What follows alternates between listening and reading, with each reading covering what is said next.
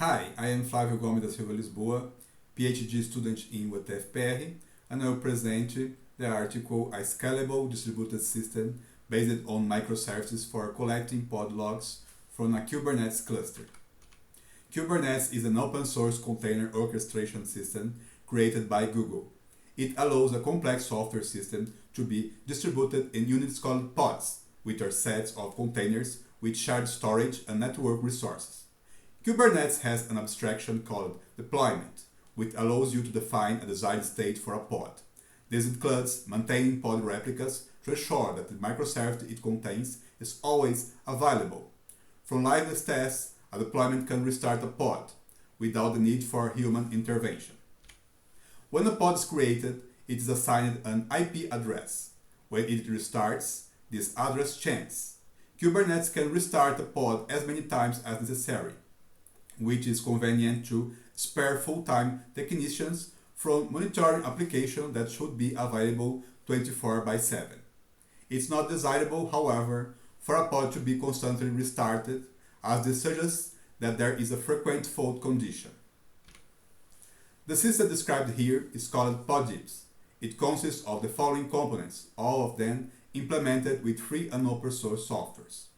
The functional core formed by microservices PodDips Reader, PodDips QE, and PodDips Writer, the monitoring panel, which is the microservice PodDips Monitor, the continued GUARANTOR, which is the microservice PodDips cron job. The microservice PodDips Reader is a Go program composed by only source code file in Go language and a configuration file. It is licensed under LGPL 2.1 and is available at github.com FGSL PodDips Reader. This is the component that reads logs from Kubernetes. The microservice PodDips Writer is a Python program composed by one only source code file, licensed under LGPL 2.1 and available at github.com FGSL PodDips Writer. It is an event-oriented program. It defines a logger listener class that is a listener for the message queues, on-message and on-error events. A repeat loop keeps the program running, waiting for the QE to notify you of the receipt of messages. When a message is received by the QE, the program tries to read it and send it to FLUENTD. This component is the writer of logs into FLUENTD. A web application called PodDips Monitor serves as a monitoring tool for PodDips Reader and PodDips Writer programs. These two programs write various messages to the system log, which allows you to follow in real time what they are doing. But PodDips Monitor presents a syntactic view indicating whether the read and write operations are successfully occurring at any given time. The PodDips Monitor application is a microservice written in PHP with the Measure framework. In order to be able to configure a minimal message sending interval for the PodDips Monitor, it's necessary to ensure that there is IP chant in at least one pod in regular periods of time. That's why the system maintains a program in Node.js that is invoked by a cron job every 5 minutes.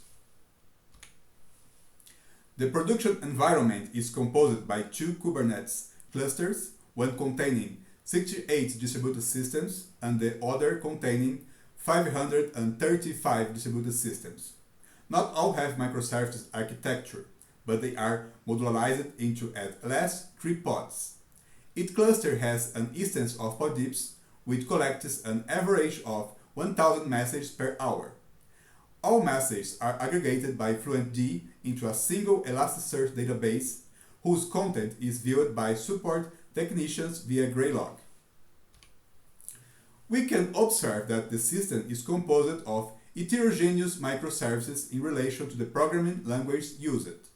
The system has programs written in Go, Java, JavaScript, PHP, and Python. It's an example that is possible to build a distributed system based on microservices using different programming languages. This allows exploring the best of each language and not compromising the architecture in the face of specific language problems. For doubts, please contact Flavio.Lisboa at fgsl.eti.br. Thank you.